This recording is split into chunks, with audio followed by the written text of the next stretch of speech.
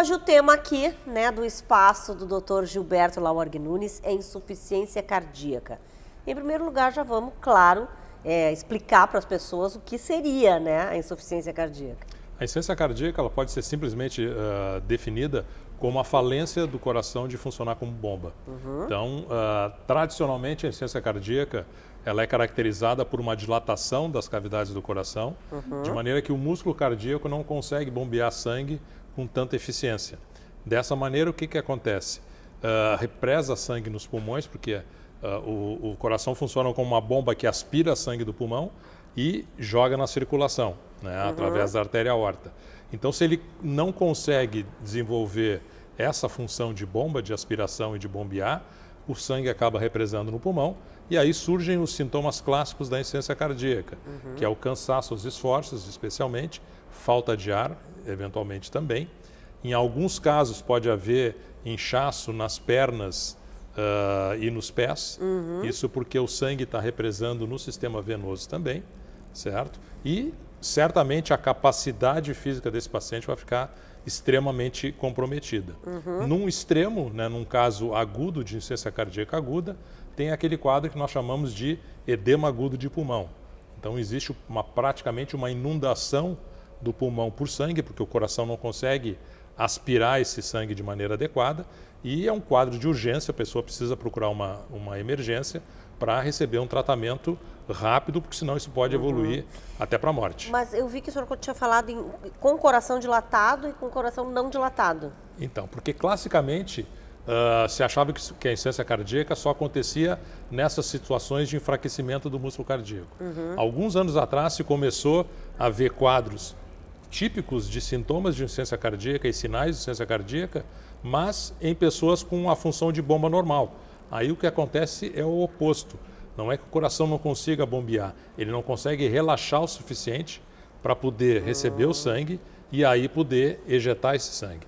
Então, é o chamado insuficiência cardíaca com fração de ejeção preservada, ou seja, a fração de ejeção é um índice que mede quanto o coração consegue ejetar de sangue. Então, se o coração está muito enrijecido, isso acontece classicamente em pessoas mais idosas que tenham hipertensão, diabetes e alguns tipos de insuficiência cardíaca, o coração ele até consegue bombear, mas ele não consegue relaxar. Então entra menos sangue dentro do coração e os sintomas são praticamente idênticos à insuficiência cardíaca do coração dilatado. Tá, é uma doença crônica, né? Agora, tem tratamento, tem cura? Tem tratamento. Ela é uma doença crônica que pode ter episódios agudos, como eu comentei do edema agudo de pulmão. O tratamento básico é através de medicamentos, diuréticos, vasodilatadores e umas substâncias chamadas de beta-bloqueadores, que são substâncias que controlam a frequência cardíaca e diminuem a pressão também.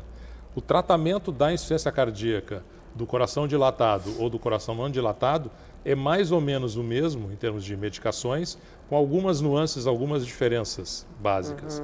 Tá? Deve ser tratado também qualquer tipo de arritmia cardíaca associada, porque isso pode piorar o quadro clínico. E na grande maioria dos casos, se consegue controlar bem com medicações. Existem alguns dispositivos que são implantados que podem ajudar em casos extremos de insuficiência cardíaca, especialmente naqueles de coração dilatado, que são os ressincronizadores, que são espécies de marca-passos que a gente implanta no paciente para sincronizar melhor a sinergia de contração do coração, e eventualmente os cardiodesfibriladores, que disparam choques se essa pessoa tem uma arritmia ventricular maligna. E nesse caso de inchaço, por exemplo, que você falou de sintoma, né, de pés e pernas e tal, também tem aí uma indicação de uma alimentação com mais ingesta de líquidos também, uma alimentação mais leve, para que não haja isso? Pelo ou não, contrário, ou depende? o que a gente tem que fazer é restringir o consumo de sal, porque o sal retém sangue dentro da circulação. E em alguns casos que o paciente está muito descompensado, a gente tem que restringir até a ingesta de líquidos. Tá? Uma outra coisa interessante, que eu não vou comentar hoje, porque senão seria spoiler, é que recentemente existe também tratamentos por catéter para ajudar no tratamento da insuficiência cardíaca. Especialmente, o senhor é especialista. Exatamente, especialmente quando existe má funcionamento associado de válvulas do coração.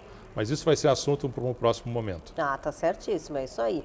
Bom, obrigada então, né, doutor Gilberto, e agora